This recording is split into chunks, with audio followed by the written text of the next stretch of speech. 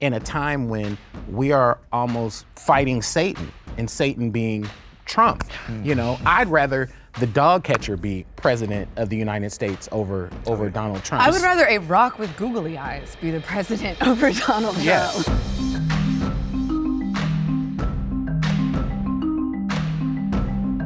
Step forward if you agree with the prompt. The far left made us lose the election.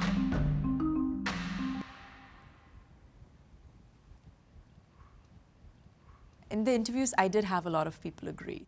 Ooh. Show yourself. Okay. Step up. Let's go.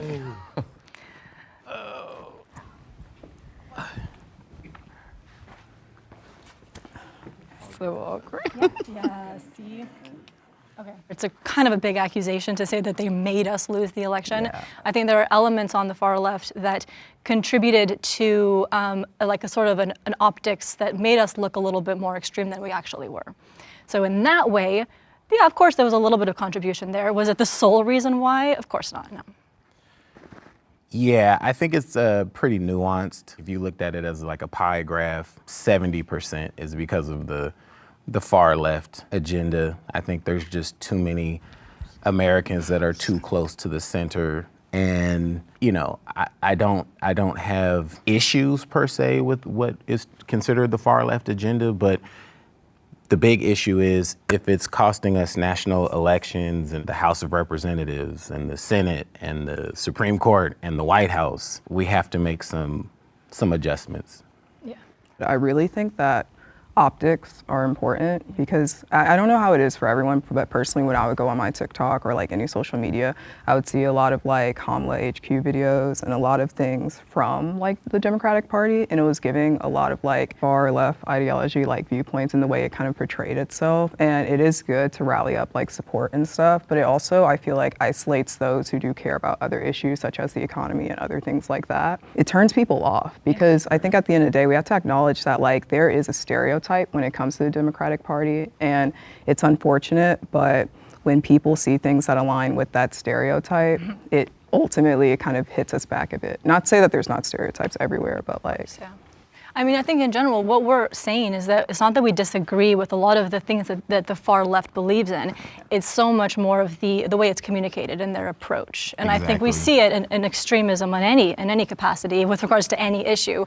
But obviously for us, I think it affects us more because it's like, well, gosh, I do agree with you in so many ways, but the way you're doing it is making us look so bad. And it's turning, like you said, a lot of people that are more in the center away.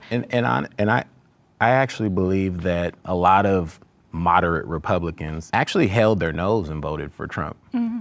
But they were just so like, we cannot go this far left. You know, we almost, since he's the only real viable option on the right, we have to go with him. So many of them that I've spoken to, they see Trump as being moderate, like, and which is really interesting. I mean, they defend it, but it's like, again, it's the optics, and whether it's true or not. But if that's what people are perceiving it, if they're like, whoa, the left has gone so far left that Trump seems like the moderate candidate, then there's definitely an issue there, and I think needs to be addressed. Can you guys be specific about the agenda?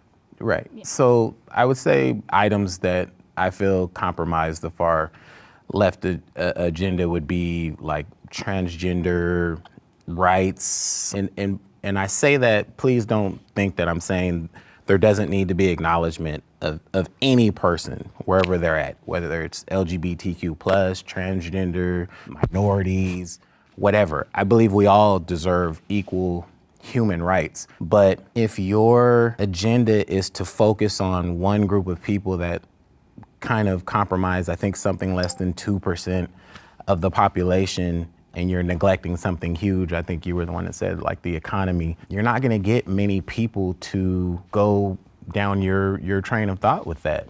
I feel like the Democratic Party was like, we're going to hit all of these left ideals. We're going to hit about trans rights. We're going to hit about women's rights. We're going to hit about all of this. And that's what kind of led things to the back burner. And the problem is when you do hit certain demographics, like you do want to send a message out to all women, you kind of forget the fact that like not all women want abortion, right? Sure, yeah. And by having that emphasis on like these pinpoint issues, you really do neglect the majority. Yeah.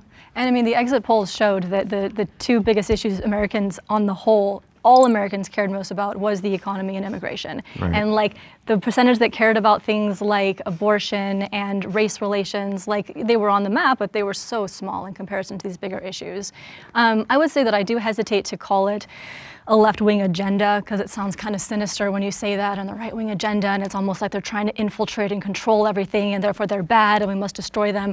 I don't really like that terminology, but as far as what I think, if we had to call it an agenda, what we see happening on the left is that they're really set on putting everything in terms of race and sex and sexual orientation. And it causes a lot of division, it causes tribalism, and again, I'm not saying that that's their intention, I'm not saying that's their agenda, I'm not saying that they've written it out like this is what we're gonna do. Optically, that's how it looks, that's how people are interpreting it, and it wasn't very unifying for a lot of Americans. It wasn't the most important thing to a lot of Americans when we had things like immigration and the economy that it was affecting everybody and that everybody really cared about. Yeah. And now, can the disagreeers step forward?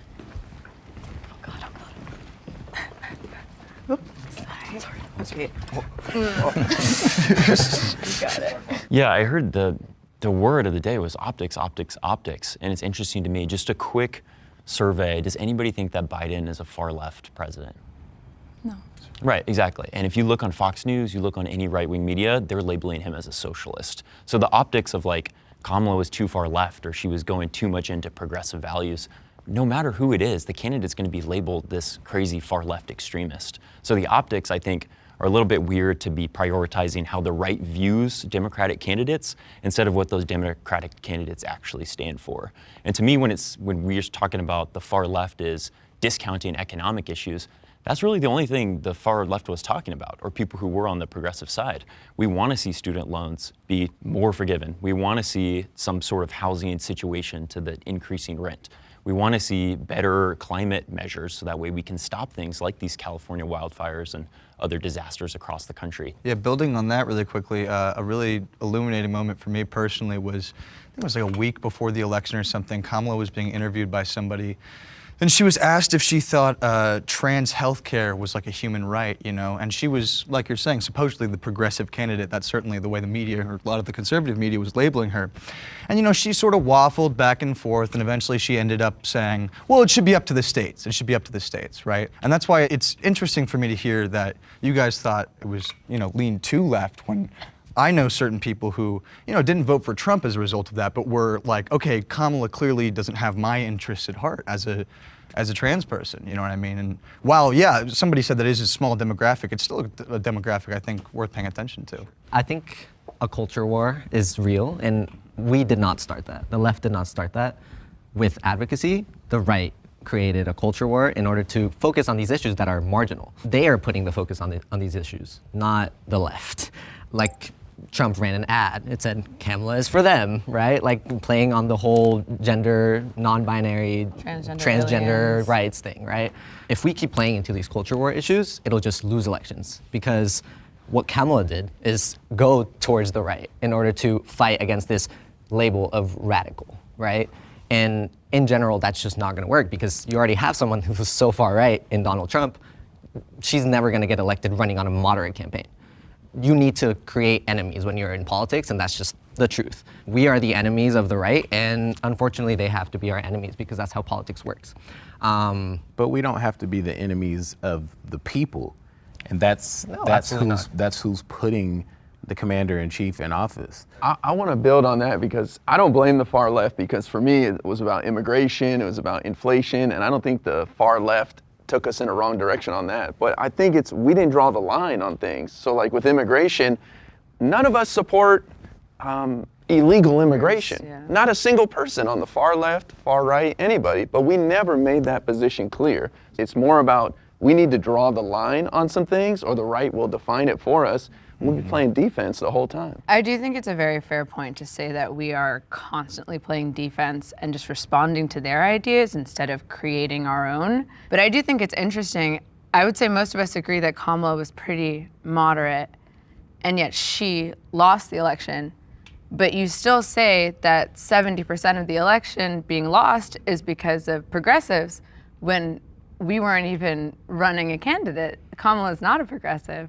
Republicans often will blame transgender people and blame these small minority groups and vilify them and us. And I see you kind of accepting that framework by blaming transgender people and progressive ideas for the loss of this election when it was a moderate that lost. So not in terms of the Democratic Party itself. Maybe they don't have a far left agenda, but do you think that there is a cultural far left agenda that might have turned people away from the Democratic Party? I think agenda might be the wrong word. Totally, I think there might be a cultural sort of movement that is very leftist, extremely leftist at this moment. Yeah, but I also think that movement is sort of a reaction of the last few years, you know, culturally sort of swinging the other way. But yeah, certainly I could say that. And now personally, I see this movement and I align myself with it because I see a lot of the things that are being fought for and a lot of the people that are fighting are things I believe in deeply. But sure, no, I absolutely, for the sake of the argument, yeah, I'm sure there are some people who that was a turnoff for. Yeah. Actually, speaking of agenda, I want to bring up something that you said earlier. You said something along the lines of like, our agenda is making the rest of the party and you look bad. I define my agenda as fighting for women's rights, which have been very much heavily under attack. Roe v. Wade was just like abolished. I define my agenda as increasing economic opportunities for a shrinking middle class. I define my agenda as holding billionaires accountable, because clearly there's an issue with the distribution of wealth in this country. And I think that Trump is a product of this because people are unhappy and people do need to see a change. The middle class is shrinking and Trump is over here blaming everyone else when in reality, it's because he continues to give incredible tax breaks to the 0.01%. And I think it's funny that I'm like actively trying to fight for the rights of you and you and you and you, but to you, I'm making you look bad.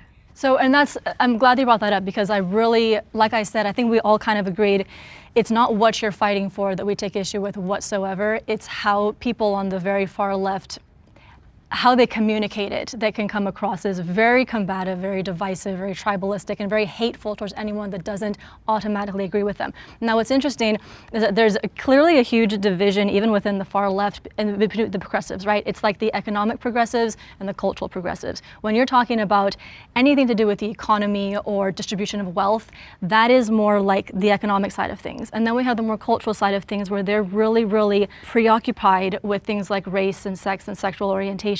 Now, those people exist, and I agree that I think that the Republicans jumped on that and exaggerated massively. And I also agree that the left didn't necessarily try to separate itself from that. They just kind of defended it. You know, they defended it more, and they kind of dug their heels in deeper rather than saying, we don't want to actually focus on that. We want to focus on the economy. We want to focus on distribution of wealth. We want to focus on tax fairness. We want to focus on like school loans. We want to focus on all that because I think that would be way more unifying. But you can't focus on one without the other. This country is not just economic and then social, it's socio-economic. An example of when this hasn't worked is when it comes to increasing legislation on welfare and creating welfare breaks.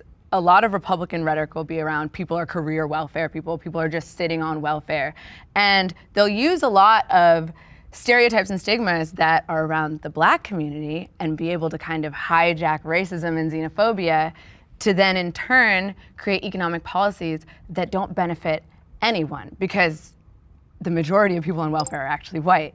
So it's not like, yeah, so it's not like one and the same, and you can't separate it and say, oh, well, people who care about defining civil rights can be in one camp and people who care about defining economic rights are in another camp. It's one and the same, it's all the same issue. That really highlights what that division is though, right? It's not necessarily a left versus right division, it's really a populist versus institutionalist division. Even when we see like recent events with Luigi and people on two different sides that are agreeing that sometimes these actions feel like there's a guttural sense of justice. And we could argue whether or not, you know, these things are ethical, but there's clear support amongst right-wing coalitions and left-wing coalitions that I'm getting screwed over by institutions right now. So when you say progressives are trying to like demonize people or not like accept people who don't automatically agree with them, I'd say that's not the case. I think that progressives and people that are on the populist right have a lot more in common 100%. than people that are institutionalists. I so agree with that, and I want to clarify that the only time the division really comes in is when there's a hard focus on race and sex. That's when it seems to be very, very divisive, because if I try to say anything that's a little bit anti-feminist, even if it's not. It's like, oh my God, you're on the right, you're an anti-feminist. And it's like, no. I was just simply gonna say, you guys are not wrong. I don't disagree with anything that you just said in your last statements. But I think what we need to understand is that word we've been using, agenda, honestly is synonymous with marketing in this particular conversation. Kamala and the DNC raised more than $1 billion to get her message out there. What was the message?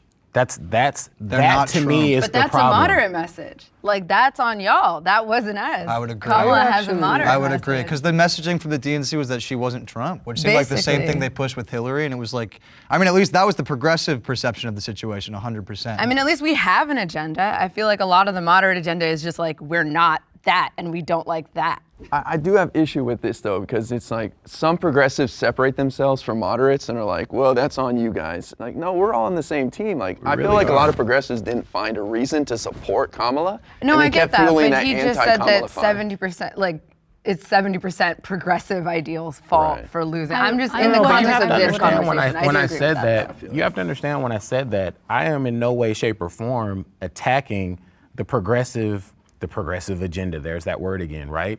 What I'm saying is that the overwhelming majority of the country can't process what it is that the progressives would like to enact while they're in power. Well, that's not us. And I fully feel like 50% of something is better than 100% of nothing. And right now we have 100% of zero. So we have these progressive ideals, these progressive ideologies, philosophies, this progressive morality that I don't really have any issue with. But what good does it do us in our pocket? I just So think why do Democrats not align themselves with that then? If there's no issue with these policies, with these ideas, with these philosophies, that's my question. I guess I would come back with, you realize that in like the last 100 million elections in the United States, Democrats always win the popular vote, except for this year. To me, that's the most telling statistic of anything that came out of this election, was that the majority of people in this country are now saying, whatever's over here on the left is just too much. And I would argue that there's no one who's espousing that. It just There's feels no like one you're in the blaming us establishment. when the candidate No, it's who not- didn't it's win not the popular blame. vote It's isn't not blame. even progressive. Biden won the that the most votes Democratic in Party- American history, and he ran on a very progressive campaign. Did he live up to a lot of those promises? No. He did not. But he ran on a very progressive agenda, and he got the most votes in American history. But you realize that the Democratic Party was always known as the party of the people, the small business guy, the working class people, unions, right? So what does it say to you guys that most people have now associated the Democratic Party with wealth? Yeah. And elitism, right? But that's a cultural issue. You're arguing our case. You're arguing our case. No, but that's why I'm talking about the marketing Join us, aspect of it Michael. all. You're over here. You're I over was here. gonna say, I agree with what you're saying, 100%. That I is the completely DNC agree. right now. The I DNC is completely part of agree. the rich. No, you're absolutely right. Can you erase that? Y'all better leave that in there. Moderate Democrats have shifted too far to the right.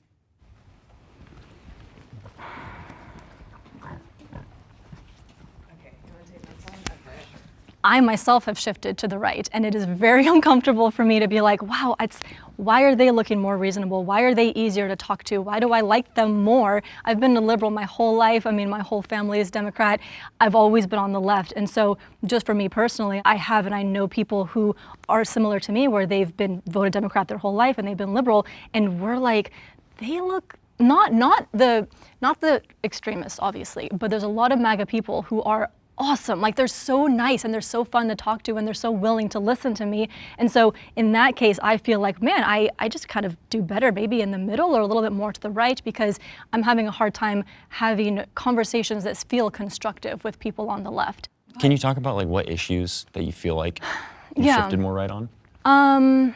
So when it comes to things like, let's say, immigration, people on the left, if you bring it up, they're like, it's not a problem. It's not a problem. Like immigration, I think it's a problem. It's a huge that's issue. awesome. Yeah. So glad that people can see that there are people out there who are more on the progressive side who say that it's a problem, because when I've spoken with people, they kind of want to downplay it. They want to justify it. They want to say these people are helping the economy. They're not committing that many crimes compared to Americans. But that's true. That is true. Yeah. Those things are true. So- but it's still a problem. We can't sustain Yeah. 11 million new citizens. I disagree with that completely. I think that there's so many areas across the country that are underdeveloped that need people in order to make those economies thrive. I do think that's true, but I think that we can't have like a completely open border policy. Nobody's like, advocating that's a straw man. It's not I an think open my border issue policy. is that we have a very hard, like the amount of homelessness of American citizens right now is so high, and the middle class is shrinking, and I would like to focus on economic rights for current citizens before trying to include so many new people. Yeah, and I would say that's more of a nationalist angle than I would take on when it comes to the overall well-being of people in general, especially when I put myself in a place where I'm coming from a destabilized nation that has to do a lot with U.S. foreign policy. What would I do to protect my family's best interests? I don't want to vilify those people or say that they're criminals when it's a civic violation. People who run a stoplight, we wouldn't call it criminal. Even though they've technically broken the law, I wouldn't call it criminal. No, the vilification is just cut that shit. But at the same time, it is an issue that we need to address. Them as people is not the issue, but we as a country have not really come up with a great plan for immigration. Yeah. So then that sounds more moderate to me. Like that sounds a little bit like I can have a conversation about that. That's just one example of it's because I'm not sure they have to feel like they have to defend their stance so strongly that anything that challenges a little bit they take as being like an attack on them. And it's like, no, I just really want to discuss the issue, especially when you can see how big of a problem it is for so many people in the country, where they really have strong feelings about immigration. And if we just kind of say, well, no, I look at it differently, and no, you're dramatizing it, and no, maybe you're just racist or whatever it might be, that's kind of where I kind of split from. Well, the it is liberal rooted in a side. lot of racism. I mean, you don't think Trump saying that Haitian immigrants are eating cats and dogs isn't for sure. racist? Yeah, no, absolutely. Statements like that are racist, but just because he says that doesn't mean that people who maybe are questioning the way that we're dealing with immigration right now are automatically. But Trump is everyone's defining questioning a the way we rhetoric. deal with immigration. I mean, hope so, but yeah. when Trump made that statement, like hate crimes against Haitian immigrants increased in the areas in which he made that statement. So people are listening to Trump and agreeing with Trump. So if the leader of your party is espousing such a hateful and racist rhetoric, I think that as people who know that to be untrue, we really have to fight against that, and we have to fight hard because people are friggin' listening to him. I think and this it's goes just back to wrong. the success of populist messaging, right? So Trump is running a populist campaign where who you're pitting the people against are people coming from other countries. We can't support our veterans. We can't support our homeless because of these people coming from other places. Which I don't, And that's the rhetoric that is winning people over, because they clearly see that they're getting screwed over in this economy. And they're trying to figure out, who can I blame for that? The people that are easy to blame are people that you don't know, that you might not share a similar culture or language with, or people that you've never seen before because you've grown up in like a very traditionalist, homogenous small town, and someone's coming over here wearing a dress. What's going on? They must be the issue of why I can't pay for my groceries. All of this is like the demonizing of marginalized groups that has nothing to do with economic output. Yeah, so I think for a lot of people it's a sort of cultural thing, you know, but I think the reason I stayed standing was just my idea that, you know, anyone who truly sort of believes these things isn't really good. I mean, if they learn things, are going to shift in directions, obviously, but aren't going to shift necessarily too far in the opposite direction, in my experience. Obviously, there are exceptions and that kind of stuff, but I don't think necessarily there is some, you know, big issue with the moderate left in general. I don't understand how moderate Democrats could have shifted too far to the right when there's only one, and I can only speak personally right here, but there's only one issue that I probably would have to agree with Trump on at this point. And I don't like the way he handles it, but I do like the marketing, which is America first, right? So as we know, we've had these horrific fires blow through Altadena and the Palisades and all over California just within the last few days, right? Devastating communities, right? Do you realize the amount of money that we sent to Ukraine, how that could have taken care of like rebuilding people's homes, like literally rebuilding everybody's homes?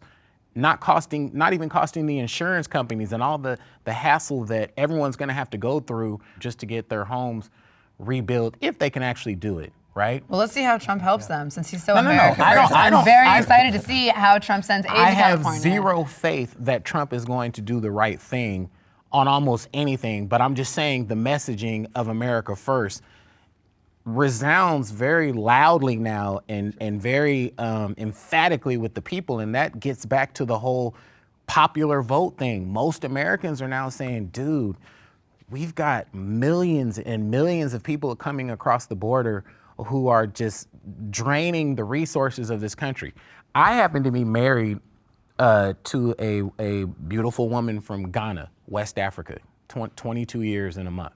When we first got married, you know, financially, we didn't have much, and that's all great. We built a life together, but we had almost next to nothing. But we had to pay an attorney to do all the legal machinations. I think it took something like 10 years. She was naturalized in the LA Convention Center downtown. So I personally can identify with a level of frustration when it comes to basically people just flooding across the border. But I also acknowledge there's a huge racial component to it, because why do we not speak to the northern border at all? Yeah. For those of us who have been across the border to Canada several times, we know how easy it is to go and come. So personally, if I was a terrorist or if I wanted to do America harm, I wouldn't even be thinking about the southern border. I would go straight to At one point, flooding Trump in? called Ghana and several other African countries, what do you call garbage countries or something? Yeah, Yes, there, that Wait, was sorry, it. maybe I'm ignorant on this. Do we have mass immigration coming down from Canada? I can't. Why give would they you- want to come here? That's what I'm saying. And give up their health but all care? I'm With regards to saying the is- racial element. I think that a lot of Trump's rhetoric is taking these kind of the fascist playbook and using it in an American context when we as a country are very kind of confused and angry. And he's doing, like, didn't J.D. Vance once call him like Hitler? Yes, Yeah. his own vice president. Like, it's clear that Trump is a fascist. And I think that giving a fascist or someone who wants to be a fascist any concession on literally anything is playing into that fascism. I think you have to be so powerful and proactive with your defense against fascism. So I think in that sense, the concessions towards the right are moving, because the right is just moving in a direction we cannot go.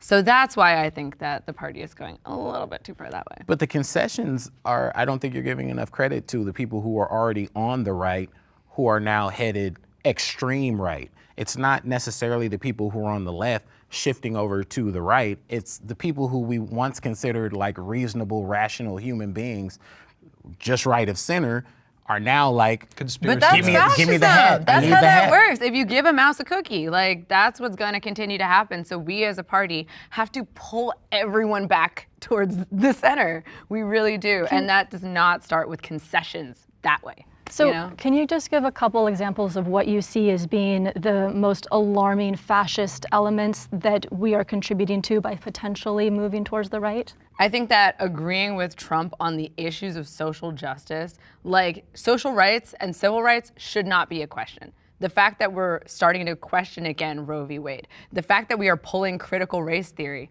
and teaching from classrooms, the fact that the dictionary has been banned in several schools in Florida, like the dictionary, like if that ain't some shit from Fahrenheit 451, I don't know what is. And the idea that like, oh, but there's some good people and we have to like try and talk to them and find a middle ground, they don't want to compromise with us. Kamala Harris was a terrible presidential candidate.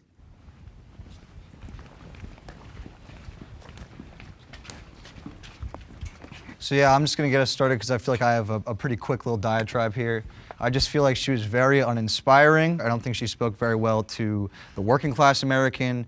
I think it's clear she divided the party in kind of in two. And even though it seems like a lot of people want the same things, she raised a lot of money and where to go, right, towards a bunch of commercials that didn't really convince anybody and campaigning around a bunch of states that didn't amount to anything. So yeah, I think the Dems have a terrible habit of betting way too hard on a candidate they're sure can't fail, that it will fail. It's interesting you say that because a part of me wonders, did anyone really like bet on Kamala? Because the same thing to myself so many times. honestly, that she was Jubilee kinda- video came to freaking eat my I words. respect that. I totally did, and I'll just be forthcoming with this. I mean, I advocated for Kamala. I disagreed with her very strongly. I made that known in even a lot of Jubilee videos. But I still thought that she would win. I really believed that neoliberalism was more palatable than the neo-fascists that we're seeing with the Trump campaign. And I was wrong. And I think that that's really indicative to how much things need to change amongst the DNC in order to continue to win. So much as it's not Kamala Harris as a person, it's what she runs on. And I think that if she ran on a progressive campaign, she would have done great. And she elected a great vice president as well. I think Tim Walz is an amazing, amazing person who polls very, very high. The ideas that he espouses are great. And then he gets attacked on the news and he's like, since when is it so bad to feed people lunch? School lunch. Oh, that's radical, then I'm radical, right?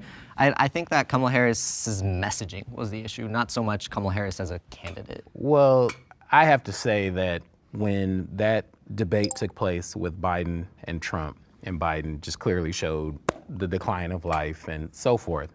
I was on the phone with my older brother, who's probably a little further left center than I am. And I was telling him, you know, that this actually could be the best thing that happens to us because now the huge donor class is gonna cut off the funds. And once the funds get cut off, that's when we start making the hard decisions like Biden dropping out of the race. I said, but the worst thing that we can do is hand the nomination to Kamala Harris. Have an open Democratic convention. Let the people choose who's going to represent us in this election. And I believe we could have won if we had chosen the correct rep. And I'm not stumping for any one particular person, but I am saying that if we all got behind someone probably other than Kamala, we could have done well. And by the way, it's not because Kamala's an awful person. It's not because Kamala's a woman. I honestly believe, like you said with the last prompt, America still struggles with a high degree of racism, a high degree of misogyny, and it would have been exponentially tougher to get Kamala in there than it even was to get Hillary Clinton in there. So for me, it didn't make sense to put up a candidate that has so much to surmount in a time when we are almost, in my opinion, you know, and I'm a spiritual guy, fighting Satan, and Satan being Trump. You know, I'd rather the dog catcher be president of the United States over Donald Trump. I would rather a rock with googly eyes be the president over Donald Trump. I think that, like, just to play Kamala defense here, I guess, she only had 90 days. Yeah, So it's like, I don't think that that she necessarily ran like the most terrible she could do. I think she was really pressured in order to take a lot of interest from the consulting class. A lot of people who are very wealthy saying, hey, we're giving you all this money, can you placate to our needs? And I think she kind of threw the American people away in fear that she wasn't gonna do too well. But I think what you were saying, like, if Kamala had a genuine campaign, if Biden said 2 years in, hey, I'm not gonna run for a second should have term, done I'm that. just That gonna was have my really first term, then we have that open primary. We have time to really talk about as a party, how do we wanna move forward? But I think that with the time frame that Biden forced us into by not pulling out till the very last minute, I think Kamala was really the only choice. So 2 points that I would make. The first thing is Kamala had 4 years to make a case. That's the first thing. The second thing for me is she didn't do an interview for over a month after she became the nominee. And then when she did the interview, she did it with Walz sitting next to her. It almost seemed like I need the white guy sitting next to me to legitimize what's going on here. Well, I think she Instead of did. standing there on her own backbone and getting her message across 3 days after the nomination and not a month plus after the nomination. I will say that was a mistake on her part, but I do think it's interesting how frequently the right referred to her as a DEI candidate. So offensive. Even though she had the longest career in politics out of any of the presidential candidates running this. Well, so did Hillary Clinton, right? I know, and it's so interesting that they've kind of demonized this term DEI to basically mean a minority or a woman has taken a job from a somehow more qualified white person just because they're a minority, when in fact she is the most qualified. 100%. But I do think she should have been more proactive at the beginning of her, as soon as Biden announced he wasn't running again. She should have hit the ground running because she didn't have that much time. Well. So look, the prompt is she's a terrible candidate. Was she perfect? No, but she was thrust into an impossible situation, in my opinion. She had 107 days, and some of you guys have made the argument, giving her some credit. And I think Biden is the one to shoulder the blame, because he should have known a year out, hey, maybe I'm declining a bit and I shouldn't run again. I love Biden. I think he did a wonderful job. He governed us through the pandemic. He passed a bunch of legislation that will help us for the next decade.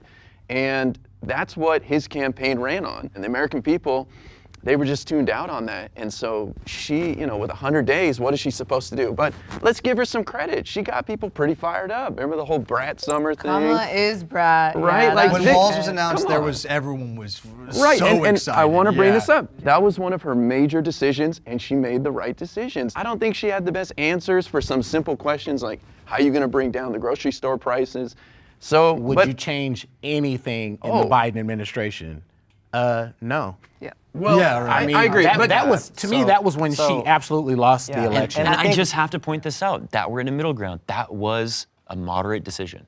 And that's what we're trying to disagree with, is just blindly saying that I agree with the status quo. I don't want to make any big changes. I'm afraid to say bold action because it's not palatable. It's not optically favorable. If I talk about progressive policies, that was the decision that she made that lost her the election. And it's interesting Moderate. because Trump isn't moderate. Trump on the right is a very right-wing extremist, and yet he was able to get elected. So if a right-wing extremist can get elected on a campaign that is rooted in fear, how come a left-wing extremist can't get elected on a campaign that is rooted in hope? At the end of the day, I think Kamala Harris was a candidate that started off very well, and then she became terrible. I don't think she was. Well, the thing is, there was no solution to the grocery store prices, but Trump lied his ass off and said, I'll bring them down, sure, no why problem. didn't she keep lying? Tariffs. Well, maybe she should have lied. I wondered that same thing to myself 8 million times. I don't think you have to lie. Why can't you actually tackle in grocery an ideal store world, price? Mason, in an ideal world, you're absolutely right, but this is the game, brother. This is the game. You're on that side. But- Get on the water. Can we have Michael? Can we? We're making a trade. We're making a trade. I'm not saying it's right or I like it, but it works. It's an effective strategy. 9 out of 10 people don't understand macroeconomics. Right. Yeah. And you have to be able to explain to people how and why your prices are actually going to go down. I guess if you're anyone other than Donald J. Trump, because he can say anything and he has a whole contingent of people that just believe what he said, which is sad, but that's a whole other conversation. Kamala, as intelligent as I know she is, I just know she is. I've never had a conversation with her, but there's just clearly a high level of intelligence there. She never, in my opinion, conveyed in simple terms, how am I going to make your lives better? And how am I going to protect you, a la the southern border, right? Again, we're back to marketing. The marketing was awful. All right, let's move on to the next prompt. Thank you. I'm not saying just you way should too lie. I don't think you should lie. I'm just saying it can catch you Lie on your taxes, lie on your... I'm not saying it's cool. Are we just agreeing too I'm much? just saying it clearly Should I works. just start a fight? Everyone gets phonies. Exactly, Mason. Hey, before we go any further, we want to take a moment to say thanks so much to Straight Arrow News for powering the fact checks in this video. Straight Arrow News is an app and website that is on a mission to raise the bar on journalism in a time of media bias and mistrust. Their team of journalists believe that unbiased news should be the standard and not just the exception, so they report down the middle with facts, delivering news without bias, filter, or spin. Plus, their Media Mist tool allows you to discover news that's being underreported or not even reported at all by different sides of mainstream media. And that's why we're so happy to be partnering with Straight Arrow News. The work they're doing gives us a complete picture of the news straight from our phones and tablets with their app. Go to san.com/middleground or check the link in the description to check it out. By clicking that link, you're not just supporting this channel, you're also supporting a group of journalists that are raising the bar on news and focusing on serving you unbiased, straight facts. Thanks again to Straight Arrow News for partnering with us on this episode. Now, let's get into it. The Republican Party appeals more to the average American.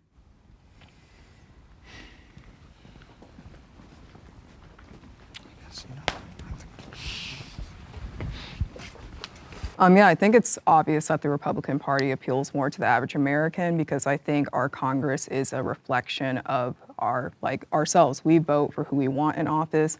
It's clear that the Republicans have won the popular vote in recent times, and it's unfortunate, but it's just a fact, I feel like. As America's current state, the Republican Party is the party that says it's for the people. And even though it's racist and sexist, misogyny, all the isms and all the bad things, I think we also have to realize that a lot of people in America are also those things. There's a reason why Trump won on his MAGA campaign. It's, Popular vote, too. Yeah. Popular vote. I disagree with labeling the American people as misogynistic or racist. I'm not saying that's what you're outright saying, but I really think Trump played into a populist message, and I sound like a broken record continuing to say that, but Trump identified you guys rightfully feel that you're being screwed over, it's the Democrats' fault. And he did a great job of messaging that over and over and over again for every single issue.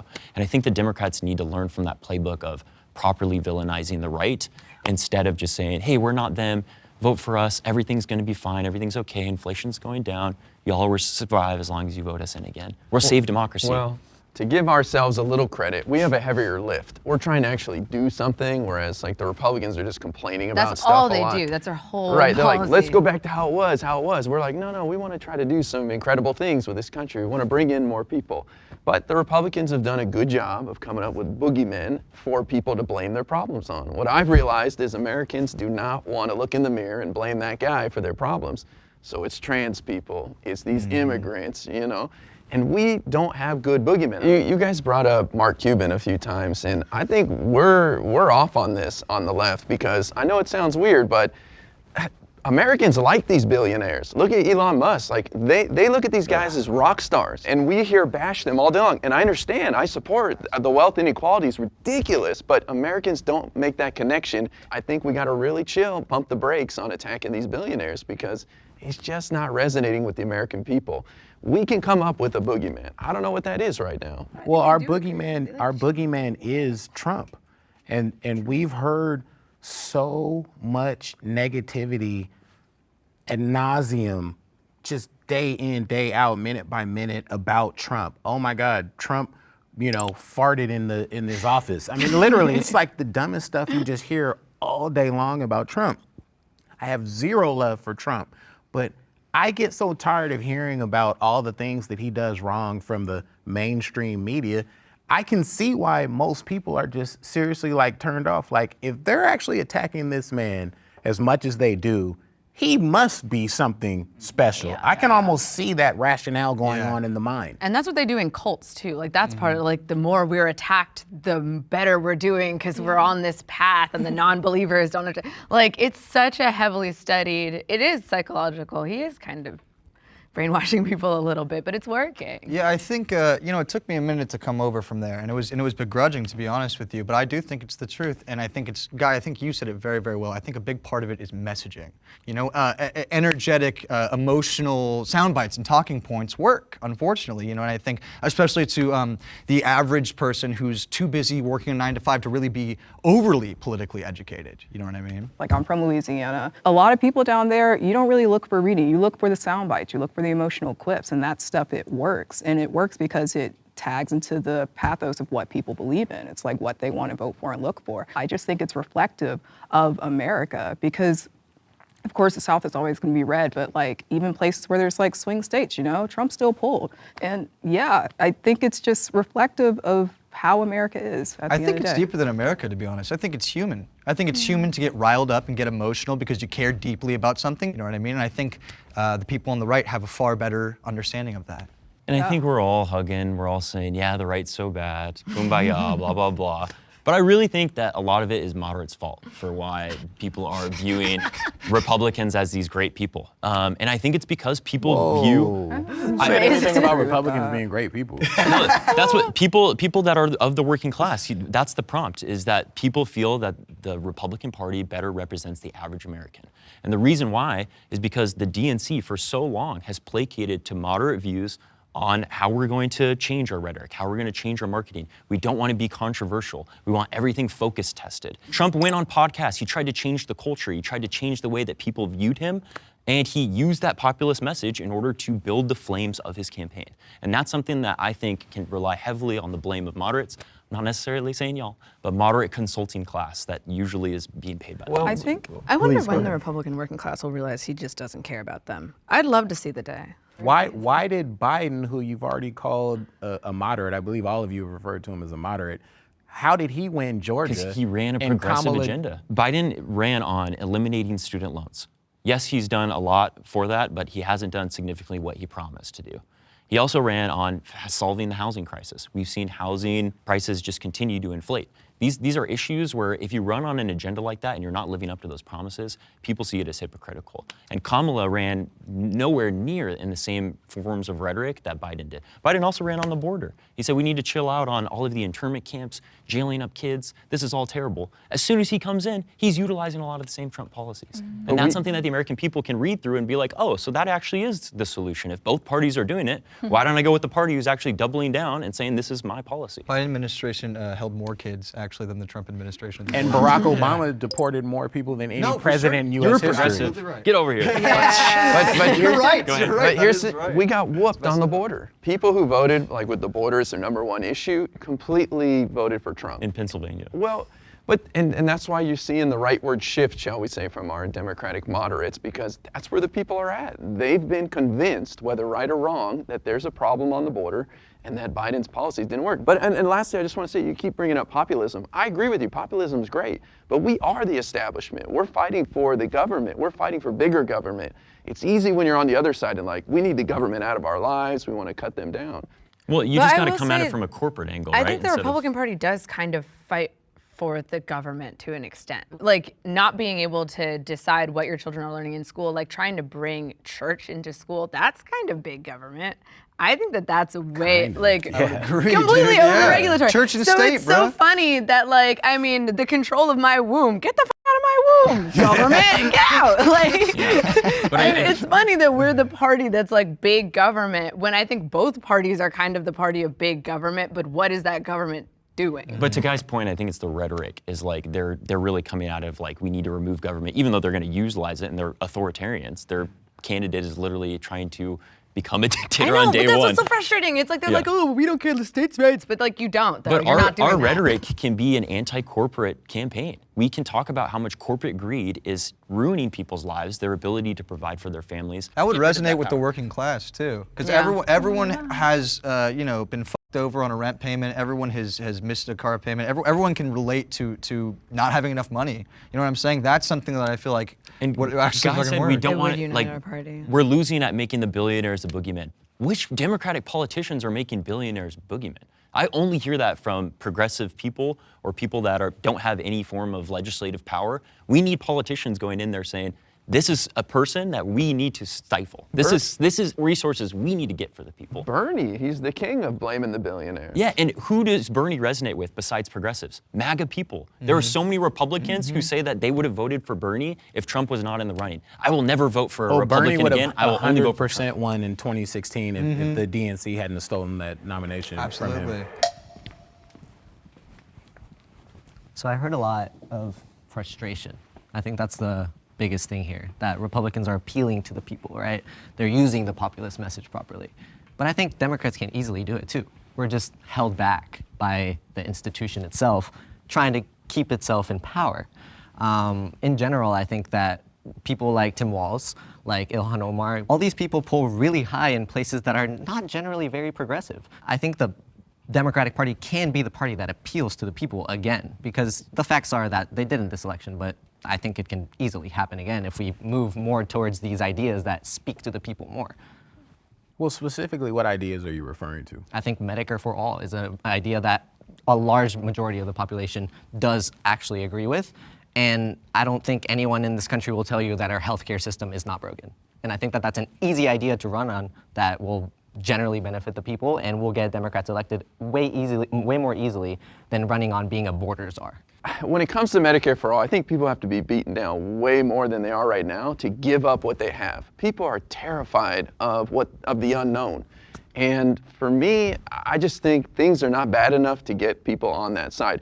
Kamala ran on expanding Medicare to include in-home care for the elderly. That's costing people like $4 or $5 grand a month right now. You think they would have jumped on that?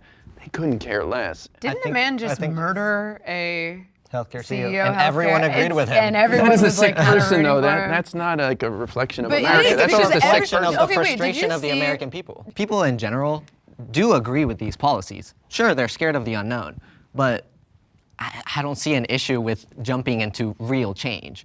And if you communicate that properly, which Democrats do not do, I think you'll easily get through and fight against these lies and these non-existent policies that Republicans have. Because you're truly speaking to something that will change your material condition. Once again, this whole thing comes back to marketing to me, because I've heard interviews with hopefully, seemingly, maybe intelligent people saying, on the right, saying, you know, I can't stand Obamacare and what Obamacare did to this country, but I love the American Care Affordable Act. Care The Act. Affordable Yeah, Care Act. there they go. I'm like, what? I think so. branding Either is a we're big not part of that, yeah. conveying a clear and concise message about the things that we are doing for the American people, or they just hate all things blue. Because it's like it's amazing. I'm like, you hate Obamacare, but you love the Affordable Care Act. That's a really good point, because again, going back to the exit polls, the healthcare was on there as well, and I don't know the percentage, but it was tiny in comparison to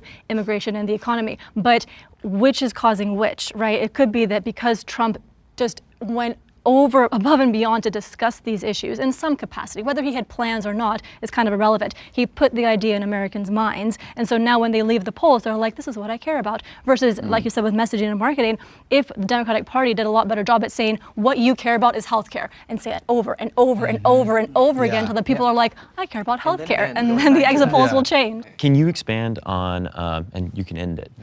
You're the only one who said that the Republican Party isn't appealing to the average American right now. Why do you think the Democrats are appealing more? So I don't believe that. I believe actually that Republicans appeal to the people. I do agree with the prompt, but I think that it has nuance to it. And I think that Democrats are able to appeal to the people if they want to, if that makes sense. And I think that the Democrats historically have been a party that appeals to the general populace more than Republicans. Republicans generally associate themselves with a donor class. I think that Democrats need to go back to the messaging that is truly a populist messaging. Biden was a great president.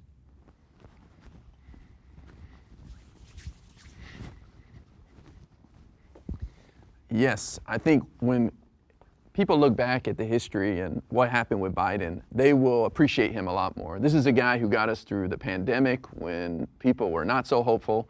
He was able to corral Congress and get bipartisan legislation passed. I mean, infrastructure bill, $1 trillion worth of infrastructure to upgrade our bridges, our tunnels, something that we've been needing for decades.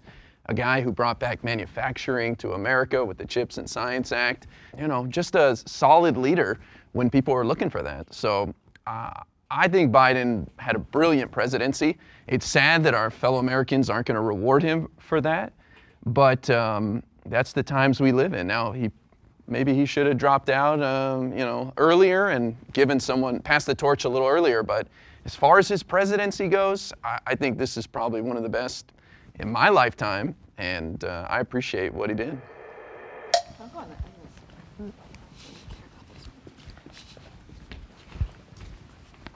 I would agree. I think Biden has had a very strong legislative record. I think that he's built a lot of relationships in his decades as a public leader. And I think that did a lot of good as far as passing good legislation. I think part of being a good president, though, is effectively communicating that to the people. And I think we'd all agree that's probably one of his weakest areas is proper communication. He's not a good orator. He's not good at inspiring that type of hope. Really, Biden was a refreshing look into what a boring normalcy can be, as opposed to Trump's very erratic, flamboyant personality. And I think that that does a disservice when it comes to highlighting accomplishments. Just a quick response. I vote for a president to make tough decisions behind closed doors, not to give speeches. So me personally, I understand the value in that, but to me it's more important the And results. I think you're engaged with the substance and the policy guy. You're just not the average American.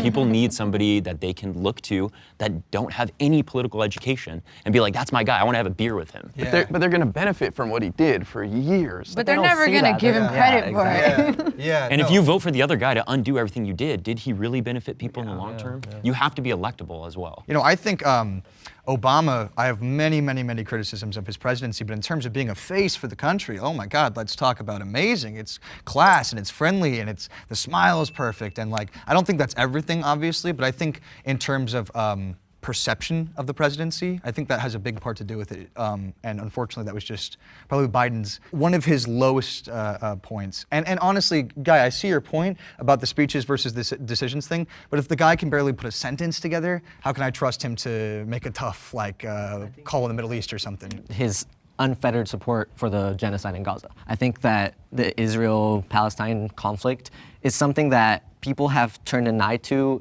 in a different way now, and Joe Biden stood on his ground about unfettered support for Israel and the Benjamin Netanyahu administration, which is a genocidal administration. Okay, so I have 3 very, very quick points why I would never, ever, ever consider Joseph Biden a great president.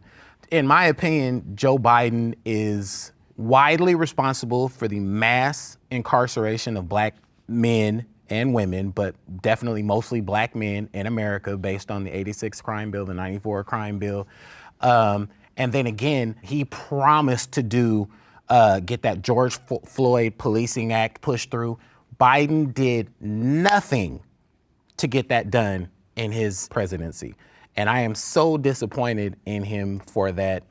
I almost don't care about anything else that he did. And I know there were some good things, so I'm not going to sit here and say everything was bad. He definitely did some good things. But as a black man in America, there is no way in the world I could ever attribute greatness to the man. Reason why he went back on that was to appeal to moderates. People. Oh, you're killing me. No, I'm serious. If you look at polling on police reform, specifically things like defunding police or putting more resources towards allocating social services, these are things that moderates did not like. They like living in the suburbs. They like having their policing. They're like, this is not Very tasteful. NIMBY policies. And Biden said, you know what? Actually, you're right. This is going to pull bad. I'm going to lose elections if I do go on my promises in protecting people. It's his failure to be a progressive candidate is the reason why he didn't actually enact that type of policies. I just want to hear, starting from left to right, who you think would be the next best presidential candidate, and then we can have a discussion about that as like the closing part of the segment. I honestly really liked Tim Walz. I really liked him. I thought he was a great candidate for uniting both progressive and moderate Democrats. I think we all really rallied around him. And it was one of the first times I saw people really excited about a liberal politician in a while. I think AOC is actually a great candidate. I think she went into her race in a very grassroots way that brought people together in her community in a way that she can do for the nation as well. I think we need a new face that has not been thrown in the mud or attached to historical losses. Personally, I think someone like Greg Kessler would be really good for uniting people who understand these issues and want a progressive vision with a new face that's very charismatic and a very good communicator. So, I'm a California boy, very, very hard. I love this state. I was born here. I'll probably die here. It's Newsom for me right now for a couple reasons. Got a proven track record at dismantling potential conservative candidates. And I also think Gavin Newsom has this sort of this old-fashioned sensibility, this old politician kind of thing, like, oh, we're gonna get this done. And as silly as that shit is, it appeals to especially older voters, you know what I mean? So again, this is 4 years out. This is just my best guess, but I'd pick Newsom right now. And he's got name recognition. That's another thing too. People know who he is, like him or hate him. You know who he is. I'm probably gonna give the most uninspiring answer right here, because honestly, I don't necessarily see anyone out there, but if I have to be forced to throw out names, I would probably say something like Governor Wes Monroe. I always liked Beto O'Rourke. his approach to policies and humanity and social issues and economic issues. So if we're just making a wish list, I probably would go Beto. Well, I think it's got to be an outsider. The American people don't understand this system of government. They don't know what the filibuster is. They don't know what gerrymandering is. They don't know why the system's broken. They just know it's broken. So they want someone to come in from the outside to shake it up. But I was actually going to say the governor of Maryland as well, Wes Moore. I said Monroe, I meant Moore. I'm sorry. I know you meant Moore. Yeah. This is a guy who's shotgunning beers in the parking lot with people. He's just a man of the people, and he's got the energy and the excitement, and nobody knows who he is. And so I think that's a likely candidate. I kind of love that. I was going to say, you're making me want to vote for this dude. I don't know anything about him. Hey, he's a good dude. Well, that sold me. I mean, I'm going with this guy too, because honestly, like, I'm so politically lost these days, and I'm also just not plugged in enough to know the details of all of these people, and I have very little trust for politicians, honestly. So if you guys think this guy's great, I'm happy to. I mean, everyone seemed to kind of agree. Damn, guy, you already got him a vote. Yeah. You should help him run. I was going to say. Oh, I started that. You should do some canvassing. The person who came to my mind was also Beto. I just feel like he's from the South, he could appeal to like the good old red, and he's also just like, he has a certain charm to him. I feel like that's something we've been lacking recently with politics, because I'm not sure if you've seen our recent politicians, but a lot of them are old. We need younger candidates back. I'm not sure if I'm quite with the AOC train yet, unfortunately. I think she might be too young. Unelectable. I'm not gonna go on tangent, sorry. But yeah, I would say Beto for now. I have a 30-second comment on that interaction right there. It's saying AOC's unelectable, but liking Beto O'Rourke, who's lost every election that he's tried to run. Like, what are you talking about right here? Anyway, it was just a wish list. Why can't AOC be a wish list? I feel she has so much negative press because of her far left thoughts and philosophies, and I like AOC. So this is not a personal thing. But if someone gave me $1 million and said you have to bet on whether or not she can get elected, I would 100% say there's no chance in a national election. Sorry, going back and to Gavin Newsom's also unelectable. I don't think he has a shot, and I wouldn't mind him. So is everyone we said unelectable except for freaking Tim Walz? He's actually probably unelectable because the right is so good at coming up with these little disgusting nicknames like Tampon Tim. That's what they will make the narrative about. It's not about his service to the country. It's not about feeding the kids, which he does. There was also a lot of hate towards Trump, and he still managed to win freaking twice. Like, the fact of the matter is we are very two-party country. So whoever you put up on one side party, the other party's gonna freaking hate. Yeah. But that doesn't mean that they're just unelectable because they hate them. It's like, of course, they're supposed to. Just as a group, if you all had to pick one presidential candidate, who would you pick? I'll give you 3 options. Greg Casar, John Ossoff, or Raphael Warnock. Those are. I like Warnock. Can we get behind Warnock? Warnock is a pastor from the South. Yeah, Georgia he would senator. appeal very well to. And I'm from Georgia, so I actually voted for him in the election, and I saw people in my county that's very, very red really rally around sort of a candidate that was very, very different. I like that. Period. Do you guys think he's progressive enough for you?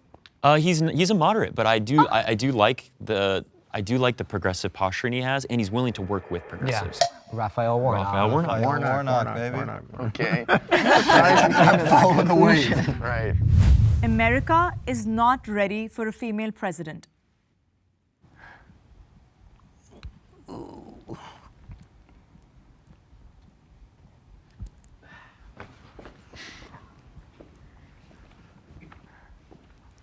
It's a tough one. All right, fine. It's a tough one. I won't leave you alone. Thank you. Yeah.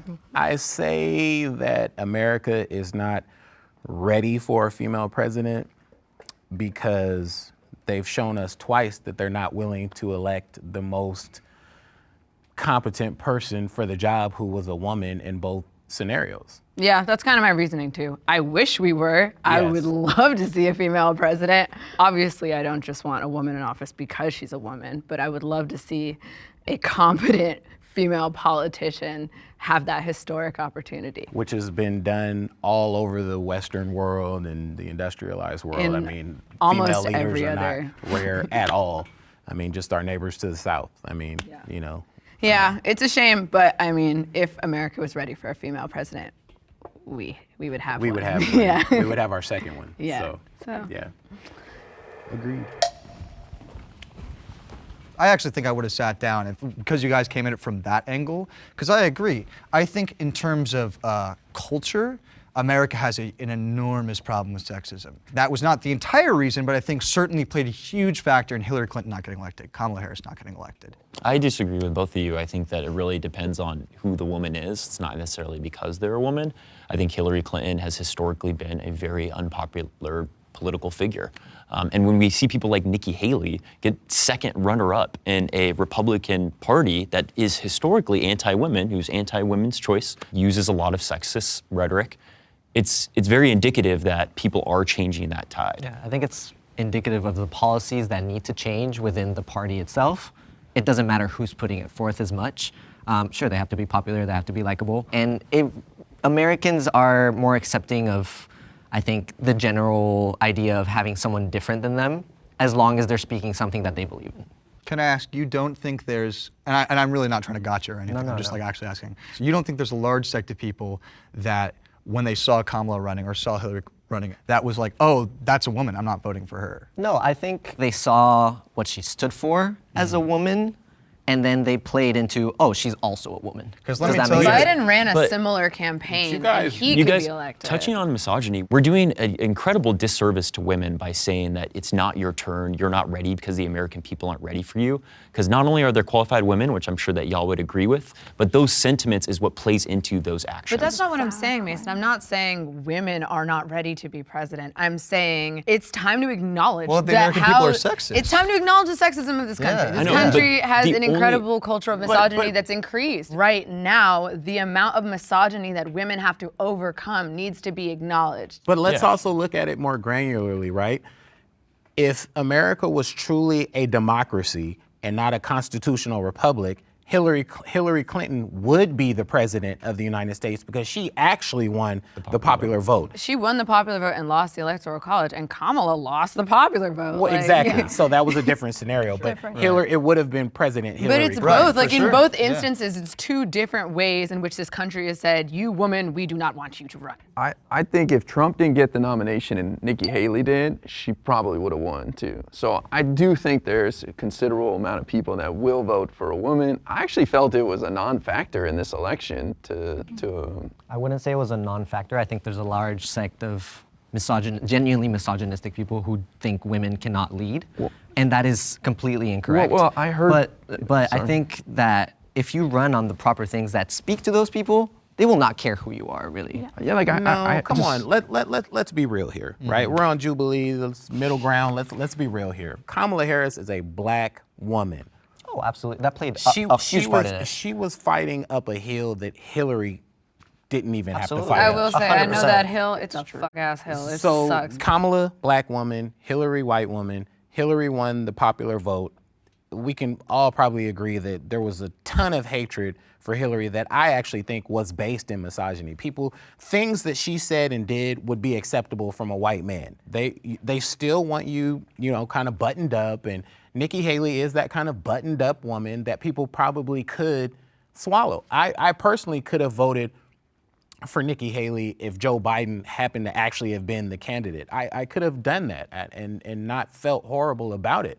But to not acknowledge that Kamala being a black woman, and in my opinion, sadly, the lowest human class on the totem pole of humanity here in America, as far as equality, value, acknowledgement, we're doing ourselves a disservice to not acknowledge that. So I guess the prompt needs to be changed a little bit then, because it's not, is America ready for a female president, but for a black female president, I guess. Well, we weren't ready for Hillary either. Yeah. Well, but again, she won the popular vote, so I almost feel like I'm kind of changing my I have a quick stance on question for you on this then. What do you think is the best solution towards recognizing this sentiment? How do we move forward?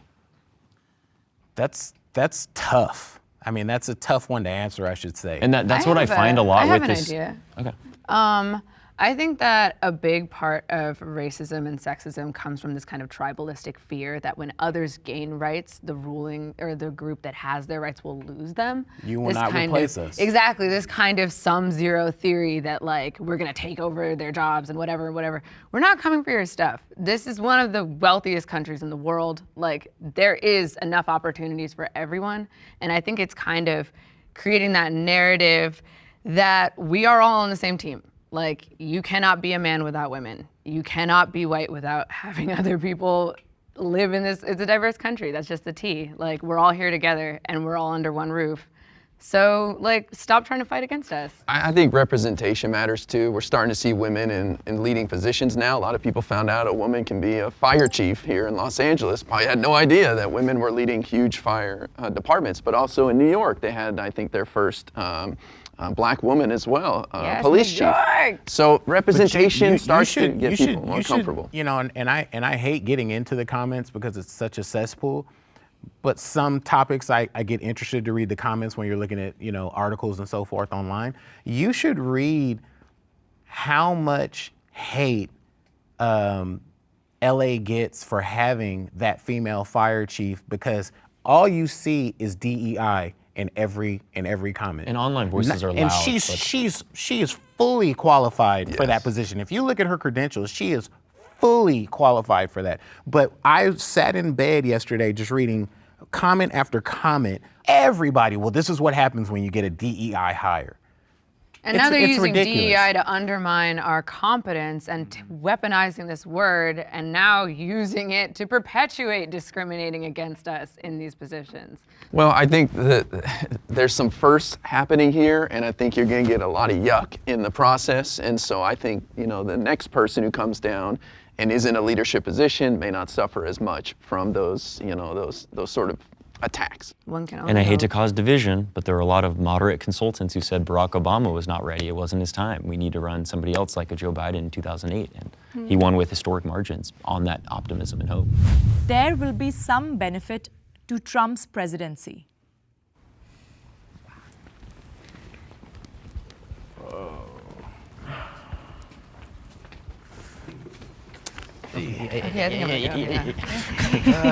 Fine. This is by far the most guys keep reluctant pushing me, yeah. I've moved over here.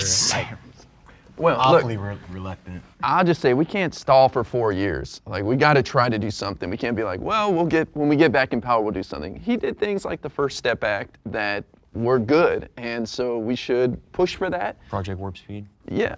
And so I think it's okay that our representatives, our senators are meeting with him, trying to find some common ground, because there is common ground. You know, we can't just write off half the nation and say, well, we disagree with you completely. We agree on a lot of stuff. We also don't want to advocate on the fall of the country. You know, like obviously a commander-in-chief we don't want is still the commander-in-chief, and that's something that if he succeeds, you know, we all succeed. So we want to make sure that we're doing that. Now, a lot of his policies seem to make sense? No. And that's where my accelerationist comes out a little bit, is maybe this will radicalize the people into seeing that right-wing politics doesn't work. So we'll see what happens. I was literally going to say that exact same thing, and kind of combine it with guys actually too, is that I think, if anything, my hope is that this will mobilize people, get people moving, get people excited, or, you know, excited in like a let's get to work kind of way. Yeah, I think it has certainly the potential to be the start of something very good and big and powerful. Also, now we can never run again. So we're done. This is it, last 4. Well, I personally hope that the war ends in Gaza, you know, just the overwhelming carnage that's going on there. I hope he does have some positive effect on that. I hope and pray we stop sending these just truckloads of billions of dollars to Ukraine for that situation. We will. Who And definitely then will. lastly, again, like I said with one of the other prompts, I don't necessarily like how he facilitates this, but I do hope there is more of an America first spirit among Americans. To me, that doesn't mean cutting off our aid to the world, because I also do see America as, I think Reagan said it, that shining city on a hill, that kind of thing. But, you know, I know that's pie in the sky, but I do, you know, love the fact that we tend to aid and, assist in places that just don't have it. I think that's less of a pie in the sky and more of a bakery or a buffet of all these sweets and goodness in the sky. Like, a lot of that is absolutely not going to happen, especially when it comes to the Israeli-Palestinian conflict. Well, that's why I said I hope. I didn't Right, say I and believe it will. I just said I hope. I think no tax on like tips, for example, is a decent policy to an extent. Can we disagree? Yeah, I He said absolutely he's getting rid of disagree with daylight you. savings time. I'm here for that. This is just a quick random tangent. I kind of see America as like a game of blackjack, you can either be risky, you could hit when you have like a 17 out of 21, you don't know what you're gonna get, but it could either go really well or really bad. And I think something that's gonna be very interesting is that everyone knows that Trump is kind of like volatile. We don't really know what to expect with him. And I think the pressure he is putting on like other countries, it could either be really well for us as like Americans or really, really bad. So I think the fact that he is a wild card and kind of having everyone on their toes could indirectly kind of be a good thing for us because we don't really know what to expect. Not My like issue that, though but is it's not just Trump, it's also everyone Trump brings into his cabinet, and they're all a bunch of fucking morons. Like, I'm sorry. 100%. Like, 100%. so even if we have some faith that maybe he'll give us no daylight savings time and like he'll be kind of energetic and like, I don't know, whatever the hell. I think looking at Like- the entire Republican field too, Trump sometimes can come ahead when it comes to like the amount of damage he can do is pretty limited. I mean, we saw his last term, he was pretty stagnant as a legislator. He's not good at getting people to corral around certain issues. He's not good at building bridges, even within his own party. So in a way, he's not gonna do a whole lot of harm when But he it comes didn't to have like the what House he and can the get. Yeah, I Senate. was and gonna the- Yeah, he did. He did in 2016. He And We're the only relying thing he on could his pass was the incompetence right now. 2017 jobs in Well, no, he lost them. tax He cuts. lost them in 2018, right? Right, Yeah. but he came in with all three. I am fearful, though, of not the next Trump, but who Trump will set the stage for. Someone who could, believes stuff as radically as he does, but actually has the political experience and know-how to really, really mess stuff up. That's what I remain fearful But of. he's also damaged the Republican Party, where there's a lot of sycophants in there who only vote for him and don't vote down ballot. They think the rest of them are rhinos. So he might have screwed his party over for the next, hoping. few I Here's hope he hoping. did, yes. That's another Here's positive hoping. though, is he brings out voters both who hate him and who love him. So he's not good at getting Republicans elected if he's not on the ticket. And we saw that in 2018. We saw Yes. that in 2020. We saw that in 2022. And we're going to see it in 2026. Yeah. So. With regards to actual potential positive things, I know that RFK is controversial in his own way, but if there is a movement towards trying to bring back health in America in some capacity, I think that's really good. I think that used to be such a huge liberal thing, to be so skeptical of the pharmaceutical industry and the food industry. Again, how they're bringing it forward may be problematic, may be hopeless, may not actually make any good headway, but the fact that Americans are talking about it again, I think is an important thing. Okay, I have to hard stop full no. RFK is like the worst person ever. He has a sexual assault allegation against him currently of his old babysitter, his kid's babysitter he was assaulting. His work in Africa, his nonprofit organization is responsible for spreading misinformation about AIDS vaccines, which is had serious consequences for the spread of AIDS in Africa. This dude, he dropped a freaking dead bear off in Central Park. This man is the worst thing to happen to public health since polio. I can't with him. Obviously, horrible, ridiculous things. I'm curious, what do you think he's going to, what's going to be so catastrophic about him with regards to American politics? Well, let's just hope we don't have another issue like COVID in which people need to get vaccinated or they will fucking die. Okay, let's hope we don't have to have putting any aside kind of a medical huge emergency. catastrophe like that, what do you think he's going to do that's going to be so horrible for America? I'm just curious. I'm genuinely curious. Spreading complete misinformation, destabilizing healthcare and the medical field, sowing doubt in basic medicine. And I'm kind of just responding to your claim that he's going to be helpful. I hope. I'm just saying the resurgence of an interest in health, I think, is important for the country. He said Wi-Fi causes cancer, girl. What are we talking about? I'm not saying that I support RFK as a candidate or that I would have voted for him, but I'm saying that just the interest in health, bringing that to the public's attention. And I hope that doesn't go a huge conspiratorial route, because that'll just serve as a major distraction. But that's and all it will he discredit. does. The interest in health is based in conspiracy.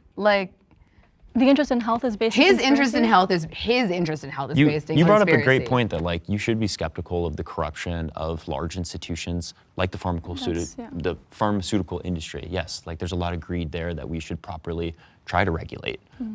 But I think I hope it subsides, if I remember correctly. But what I'm saying is, when you're saying like an interest in health when it comes to being skeptical of medical professionals, I think that does do a disservice to the American people. He says vaccines cause autism. I mean, it's gain wild. it. He Yeah, said that like they're putting yeah. chemicals in the water to turn the frogs gay. Like I agree that to turn people gay. That's Sorry. really, yeah. I mean, No, like, I agree that health is an important it's so issue, unfortunate but it shouldn't that be him. it's so unfortunate that we can take something that's factual, that like there's chemicals in the water, and then put that alongside, oh, it's making people gay or frogs gay. Like that's, get rid of the second part. First part, yes. Can we go with that and talk about that? So see, I agree that health needs to be a much more important issue because like nobody wants to die. Yeah. But at the same time, it's who is speaking on that Absolutely. issue. And 100%. he could not be a worse person to do that. I'm sorry I came at you. No, I totally no. I just hate RFK so much. It doesn't bother me because I wasn't like a massive supporter of him. I'm not offended in any way by that. Do I you? did see your bumper sticker outside. Oh, I have no bumper stickers on my car. How dare you? Not true, guys. Not true. All Not right, true. let's come back to the prompt. If anybody can be specific about Trump.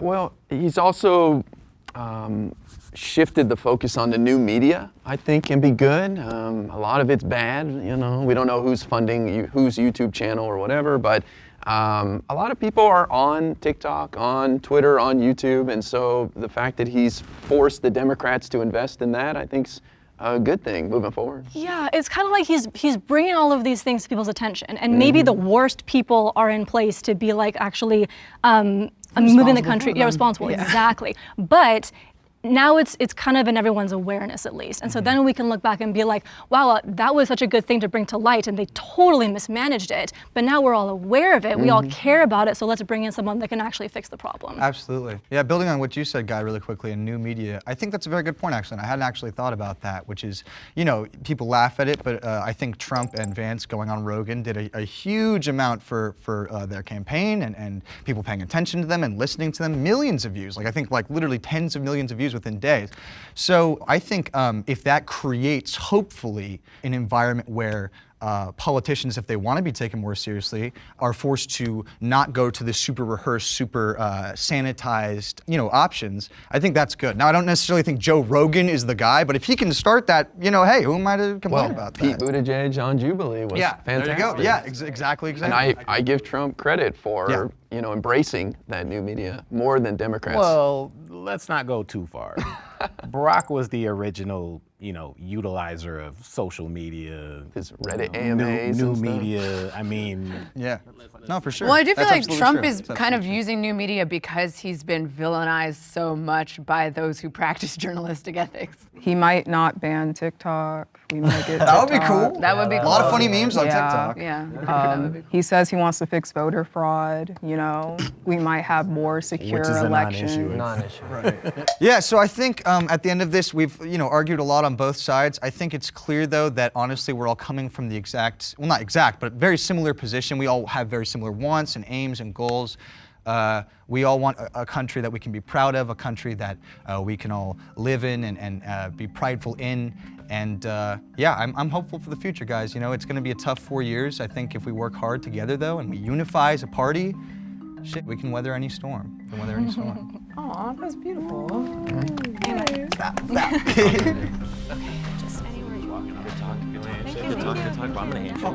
Always a pleasure. That was so much fun. Oh, I thought we were just walking away.